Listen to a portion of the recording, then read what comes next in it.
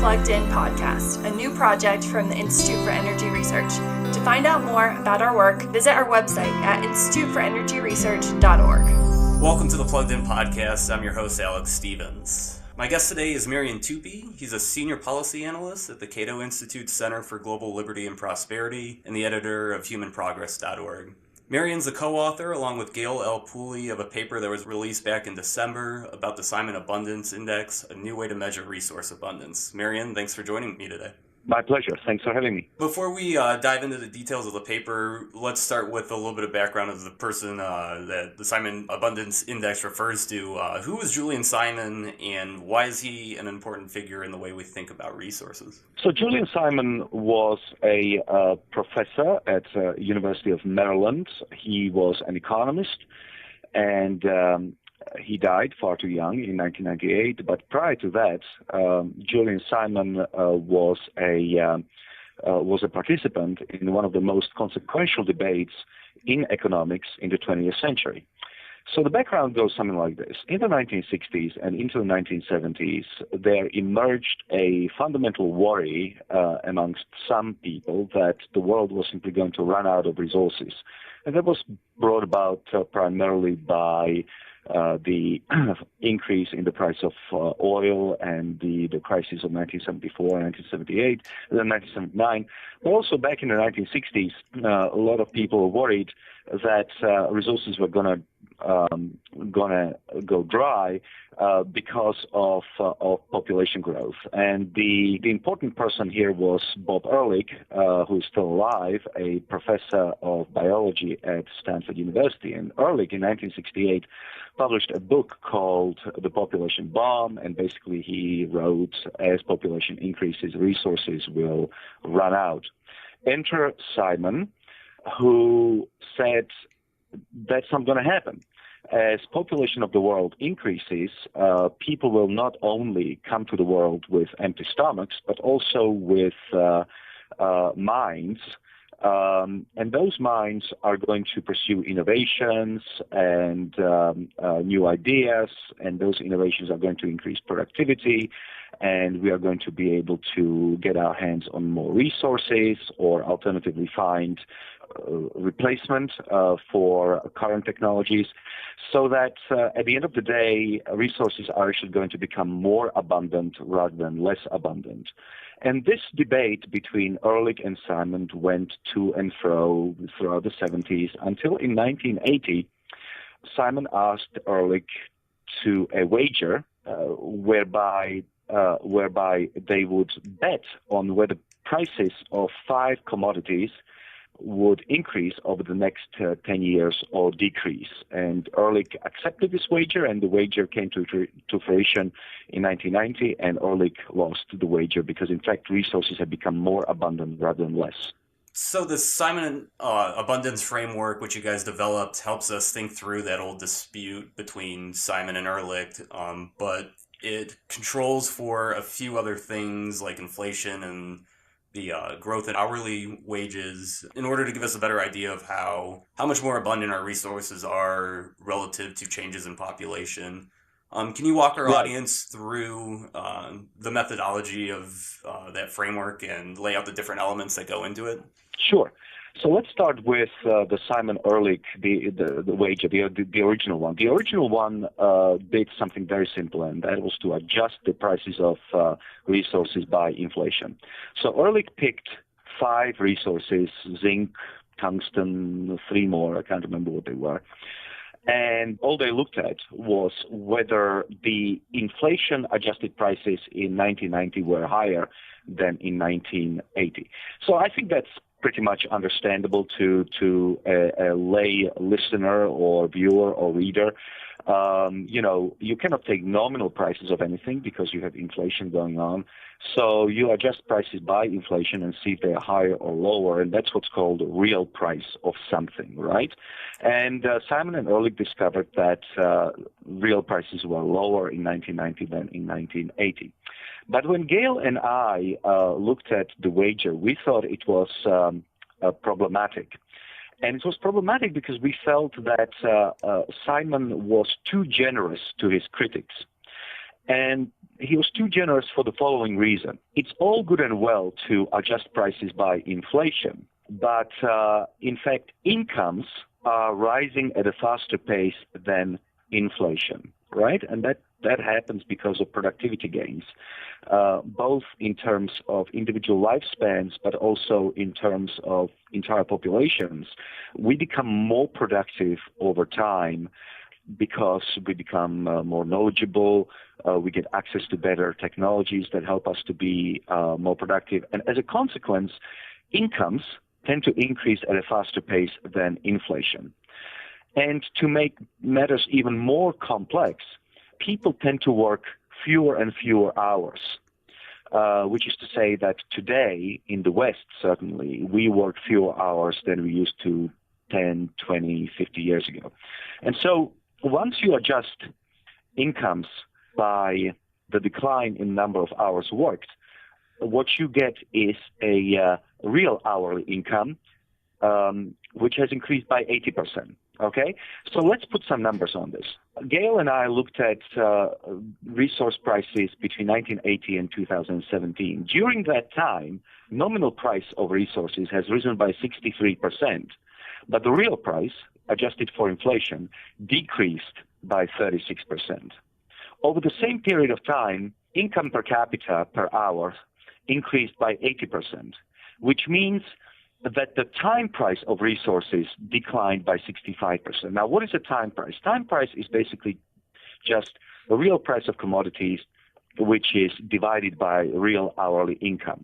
So once you adjust prices of resources not just by inflation, but also by growing income, what you find is that resources have become 65% cheaper over the last 37 years or so.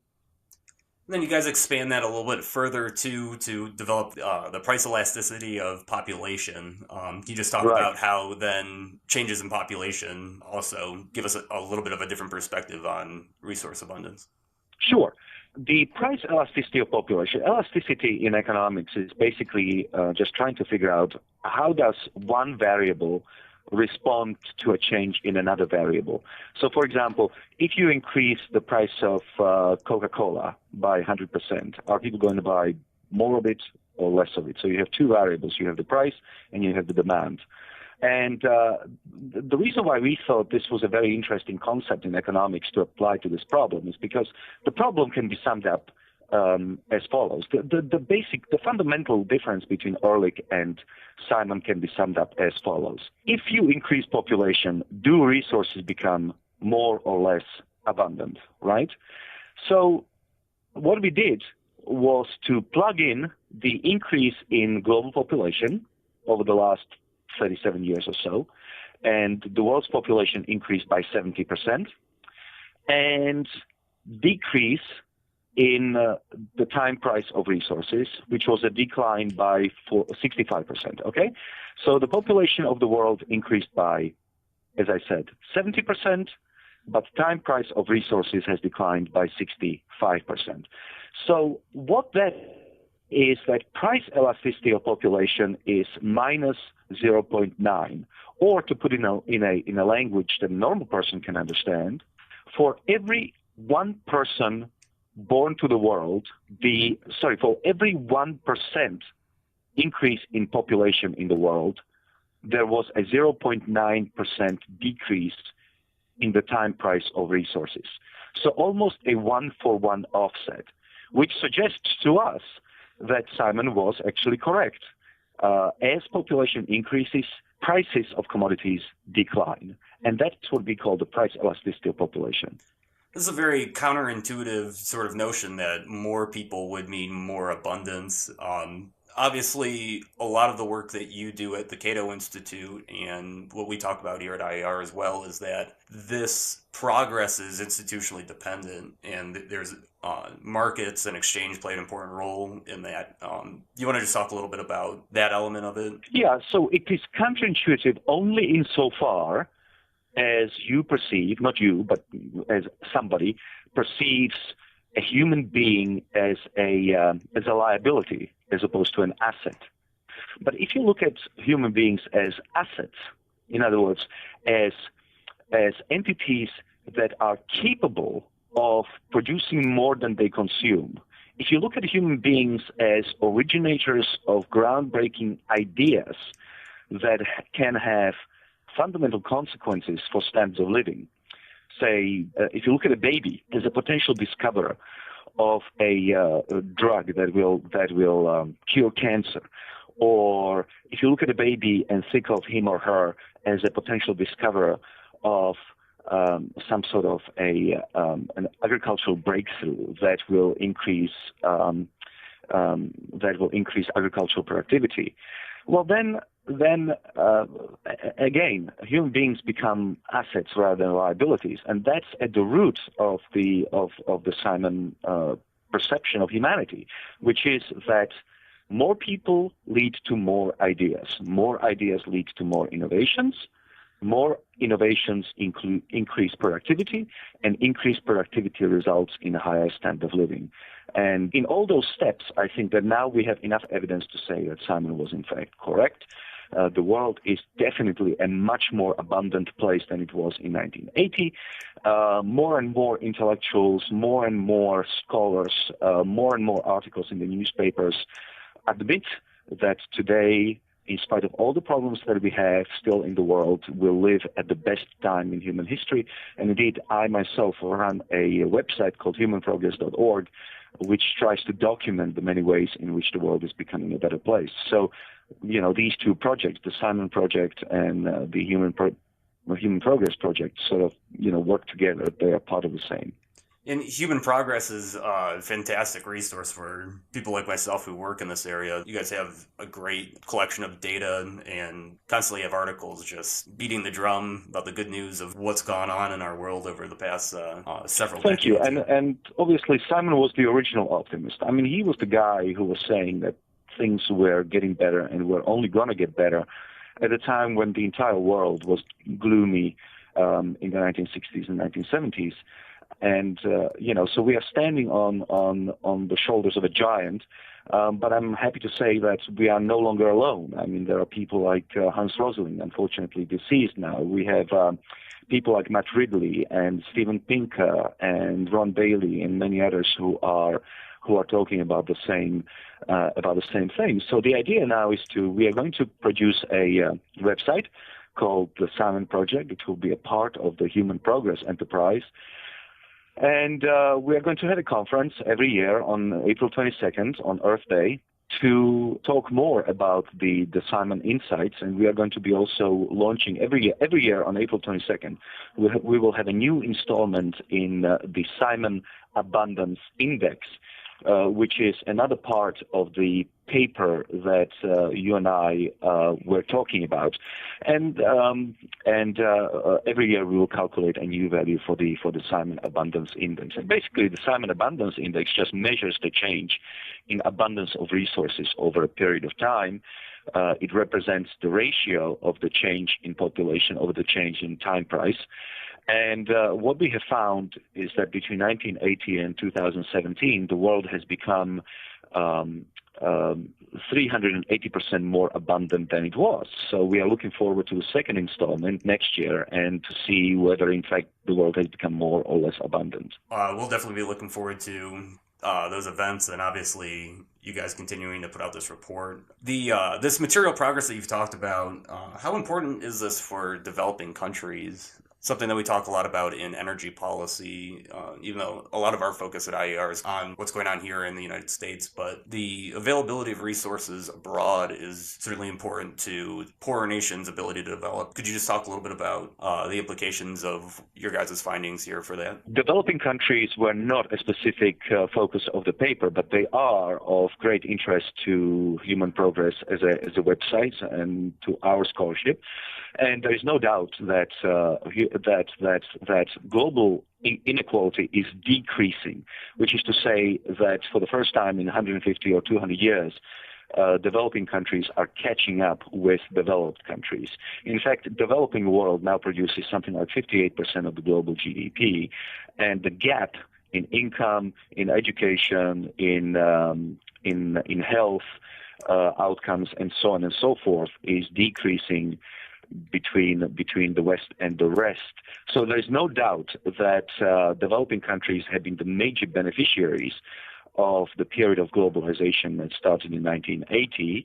And in our view, that's a good thing, because we sort of take a humanistic approach to things, and we look at the decrease in absolute poverty in Africa and increasing incomes in India and Bangladesh and China as a good thing, because we don't want billions of people to be stuck in poverty and misery.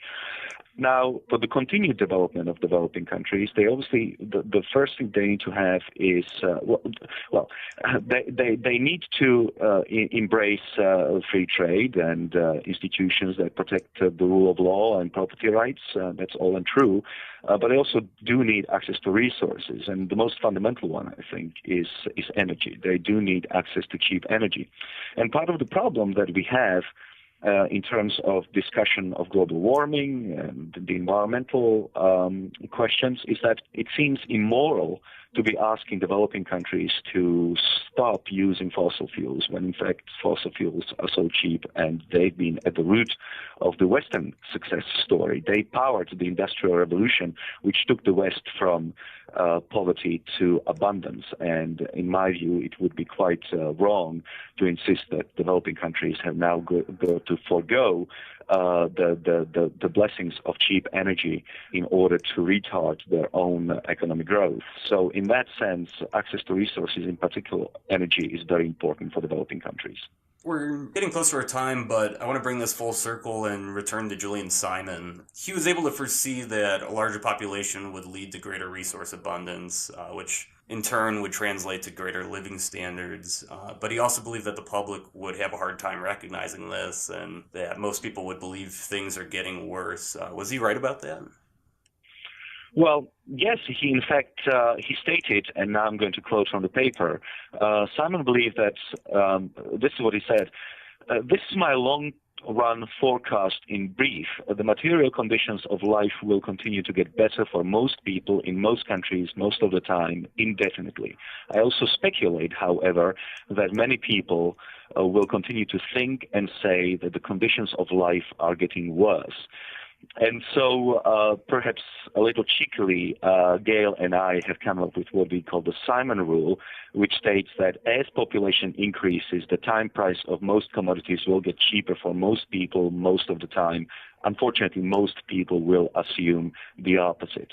And in fact, if you look at public opinion polls, it is clear that a lot of people retain deep-seated pessimism about not just the state of the world, but also future of humanity. Significant proportion of people continue to believe that we are going to run out of resources. So in that sense, I'm afraid that we are going to struggle against sort of innate negativity of human beings forever. Part of it has to do with the way that our brains are structured, but part of it, I think, also has to do with the nature of our thinking about resources. Most people think about resources in the way that, say, engineers think about resources, which is to say, what is the total quantity of stuff that Earth has? But that's not the proper way to think about it, because we don't know how much stuff we have, and we cannot know how much stuff we have. That's because we should be thinking about resources as economists do in terms of prices. If prices go up, what tends to happen is that the profit-seeking motive kicks in, and we start developing substitutes. We start searching for new deposits. We start looking for different way of doing things.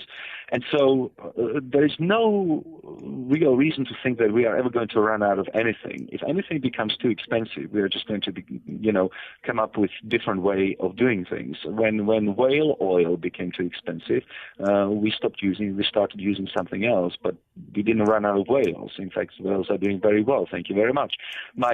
I don't want to be glib about it, but my main point is to say that it's very easy to think about human resources as though they were a fixed pie, but in fact, human resources are not a fixed pie. We can increase the size of the pie through human ingenuity. We are doing it, and as a result, we are living in a much more abundant world than we used to. It seems to shift the focus toward human creativity and entrepreneurship. Indeed. I think that's a very good way to put it. Our policies should shift from attempts to curtail population growth and from attempts to curtail consumption, and they should shift toward policies to increase human innovation. For example, we could do so by identifying smart people in society from when they are very young, and then giving them all possible opportunities in terms of best possible education in order to apply their talents. We can come up with policies that encourage people to take risk and apply their ideas in the marketplace and see if they can make a go of it, rather than, for example, embracing the precautionary principle like the European Union does, and make it more difficult for innovation to be applied in practice. So there are some things that governments can do in order to make it easier for people to toy with ideas and see what works and what doesn't. And I think that's where our focus should lie. You can read the paper at the Cato Institute's website, and I encourage everybody to check out humanprogress.org. Marian, thank you for taking the time to speak with me today. My pleasure. Thank you very much for having me.